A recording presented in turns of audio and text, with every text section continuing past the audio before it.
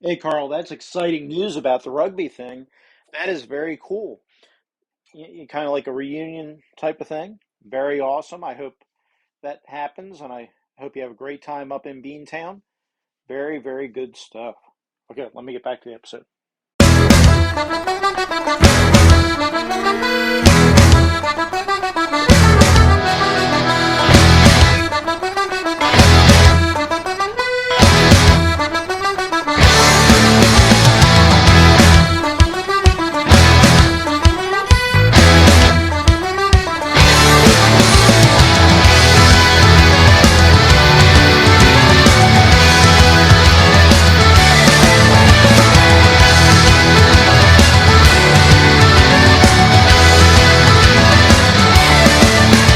I'm a sailor in pain, and I lost my leg. Climbing up the top sails, I lost my leg. I'm shipping up to Boston, whoa. I'm shipping up to Boston, whoa. That's right, fellas. I'm going to visit Boston at the end of the month. That was Dropkick Murphys, Shipping Up to Boston. Classic song. Love them, have seen them. It's a great show. I've also seen Flogging Molly, which is also a fantastic band. But that, I mean, I guess that song is now recognized as the Samuel Adams Beer Company theme, but yes, Dropkick Murphys, Shipping Up to Boston. So I'm glad you guys got to hear that this morning, and I am really far behind, but that's okay. This is the Geomologist presents, and I'll be doing here week 4 of RPG a Day month. And then I guess I'll have to put out week 5, which is a truncated week, here ending Wednesday in a couple days. And that was Jason Connerly at the top of the show, wishing me well when I go to Boston. So I have another call in from BJ Boyd of the Arcane Alienist, and we can listen to that and then comment on that. And then I'll jump into the show. It might not be a long show, which is probably good. So, because I tend to be long-winded and do a bunch of things like recaps and unboxings and the like. So, yeah, I've been a little busy and somewhat absent. I guess it's a weird reaction to what I felt was a lot of negativity on the Discord and boards and Twitters that I listen to and see, and I just get tired of it sometimes. My anxiety kicks in. I don't like it. Don't worry about commenting about that. I'm not pointing fingers at anyone. It's just a general feeling, and it has everything to do with me and nothing to do with what people say or do. Because at a lot of times I will respond back with equal negativity or I don't know, it's the verb or vigor, vehemence, maybe one of those V words, and dish it out as much as I take it. So I'm not gonna, yeah. If you call in about it, I'm not gonna publish that type of stuff. I guess any apologies or any, you know, accusations or whatever. I just want to stay positive, honestly, and maybe coming into the fall here in September, let's just be positive.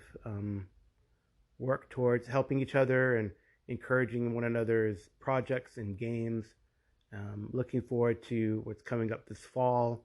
I know, like October, for example, we guess we take a break here in the RPG community, and we have Inktober and then OSR October. So let's celebrate those and have fun. In Inktober, I'm going to try to get back into painting. I haven't painted miniatures for a while now, and I was looking back at some of my armies. I broke them out for an RPG game. Actually, I broke them out for my Death Watch game, and it was kind of cool to see that I'd done a pretty decent job in painting some of these Eldar. So I have an Eldar army, which is an Elven army for people who don't know Warhammer 40k, space elves, effectively. So yeah, and I opened a box and I realized I had like 4 tanks in that box, and then 2 more tanks, and then I had have a big like a I don't know if I can't. It's not. They're not Wraith Guard. It was a big Wraith Knight, I think is what it is. I actually have a big Wraith Knight that's painted, which is kind of cool. So hopefully I get back into that. I don't know what I'm going to paint. I do have an unopened box of a Roman army set um, from, I can't remember the name of the company, but they're supposed to be pretty good looking minis. So I don't know if I want to try to paint that. I've found like the color palette that they need, and I'd have to order. So maybe I'll do that. I don't know. I don't know where I can paint. I guess I could paint in the back room. I think I used to paint like on the table, but then of course that's a bad idea with cats and all that. But I have to dig everything out and start again. Anyway, let's hear from BJ. Hey, Carl, it's BJ. Haven't called into your show in a while. I know you give me pretty consistent calls and feedback, and I've kind of fallen off from, been bad about calling in. And I don't have any specific feedback. We're in the middle of RPG a day this month, and I think I'm a week or so behind on everybody's episodes. So rather than drag you back several days to a previous topic, I just say I am listening and keep up the good work. And I'll see you soon. Hey, BJ, thank you for calling. Thank you for returning as that prodigal son that you are, from falling away, from not calling. And thank you for the kind words. And yeah, I'm trying. I kind of dropped off a little bit here, but trying to get back to something more consistent. I guess I don't know what's kind of happened, but yeah, I think we're gonna dive into it. We're gonna dive into week 4, which will be kind of interesting for the sole reason that I don't play a lot and I don't have many player characters. Actually, I think I only have 2 created player characters right now, and one of which is for a game that we haven't started yet. But there is a character sheet, or at least stat block, for the character somewhere. So in the background, you might hear Atlas, our new dog. He's out there playing with the other dog, Riley, I'm sure, or barking at the neighbor's dogs, because I'm a dog, right? I'm a dog. That's what they do. So the other character I have is the one I'm going to talk about. The other character is Askold the Lame, for a game that I play in a playtest run by Joe Salvador of Raven God Games, and it is called Reaver. And Askold is a shaman, which is something that I don't normally play. Normally, I would play rangers or dwarven fighters. That's pretty much what I would play. I think my favorite character of all time I had made, and I think I only played him like once, and maybe I NPC'd him, was a ranger. I think it was a ranger cleric, half-elf ranger cleric, dedicated to Killamvor. The second edition, 8080 second edition Forgotten Realms, God of the Dead, who replaced Merkel, I believe, during the Avatar crisis. Yes, Forgotten Realms history for y'all.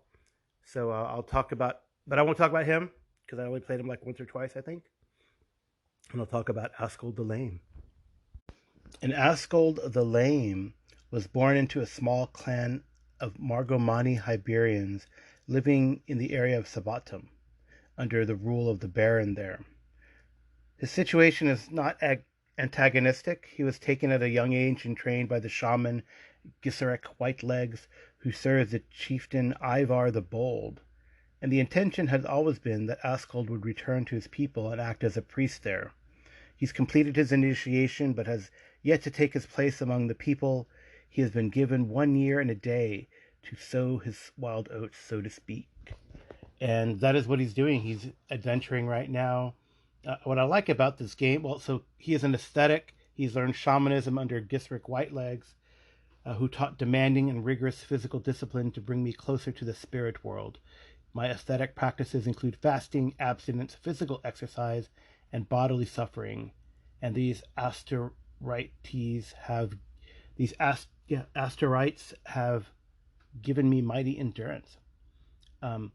My esoteric physical practices, I have astounding resistance to natural extremes of heat, cold, and weather, and I get a +1 to saves against such.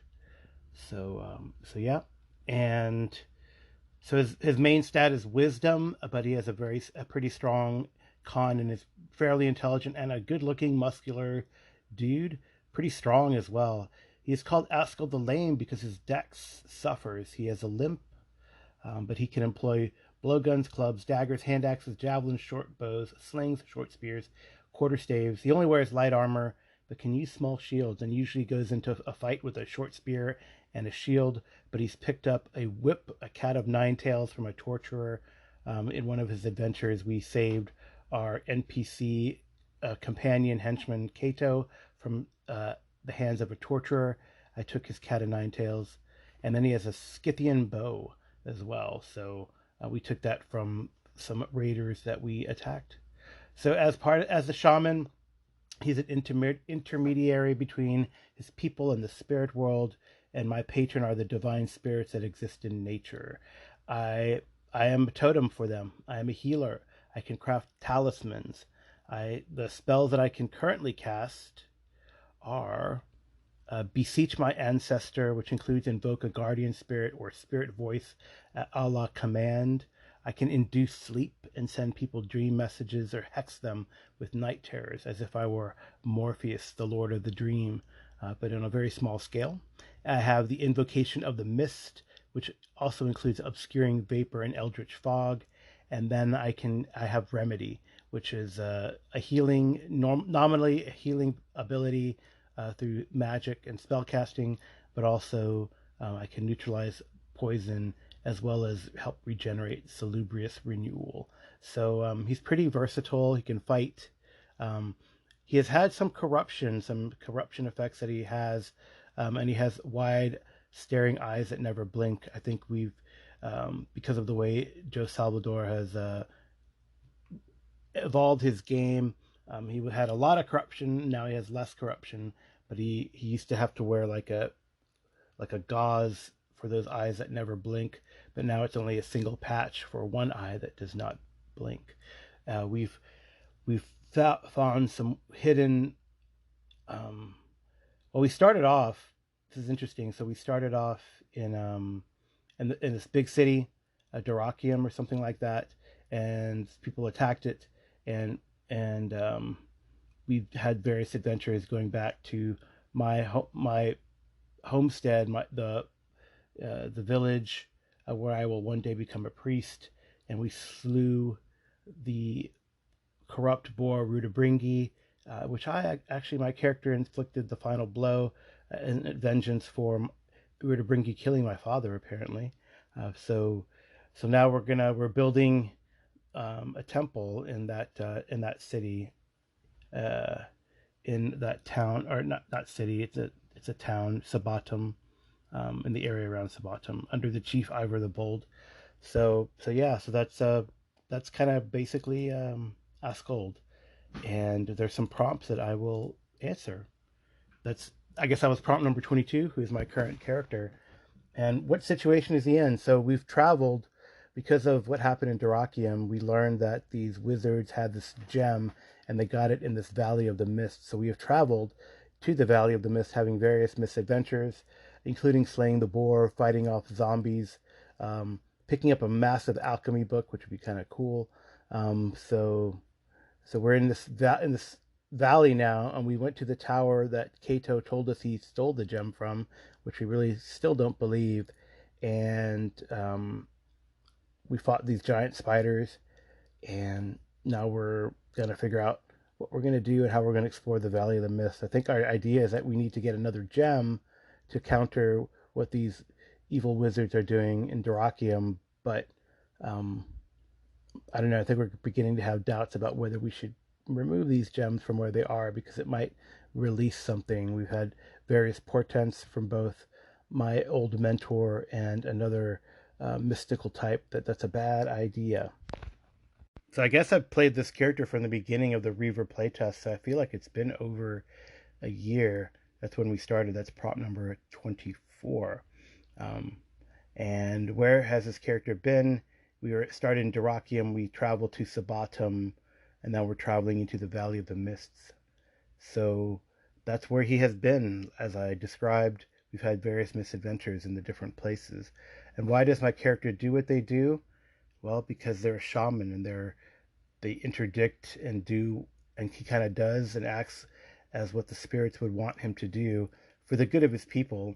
I think after killing Rudabringi and all of that, he now has a charge that he will inherit sort of the shamanistic priesthood traditions of the village that he's from. He still has family there, and that's kind of what he's gearing towards, is um, for their spiritual health as far as it goes, as an intermediary for the spirit world and the people. And how has the character changed? Well, he's gotten some corruption, right? So he's also become more martial, it seems, and learned some more spells. So he has evolved and he has changed, and I think it's actually a cool outcome of the system, that it's pretty flexible on how you evolve as a character, even though you do still have like strict classes and the like. So, but you have a lot of options. So like here at when he reaches fifth level, he's fourth level now in the game. When he reaches fifth level, he can take on another tradition, and I think he's going to take on alchemy because he found a book of alchemy in one of the adventures. Among other things, it can help you to concoct like an oil that will change you into a berserk fighter. So that might be something interesting as well, and how to cultivate other plants that could enhance your senses, enlighten your visions. So it's kind of neat what we can do in this game, and that's how he has changed. So I guess that will be it for this week, because Style Sunday is going to be to roll 1d8 and tag that many friends with your favorite RPG cover. But I think I will save that for the next time, because that leads into something I'm going to be a gaming project for the future. So, well, there you go. That is a treatise on Askold the Lame. I hope you enjoyed it. I'm going to get this out really quick. It's pretty short, and I hope you have a good week, and I'll talk to you soon. You can find me on Anchor and leave me a message if you so choose. And you can also send me a message at gmologist@gmail.com. TJ Drennan usually does the intro and outro music, but today the intro music is Dropkick Murphys' I'm Shipping Up to Boston. But TJ will close us out here in a sec. My wife Amy does the clip cover art, and I'll talk to y'all soon. Thanks for listening.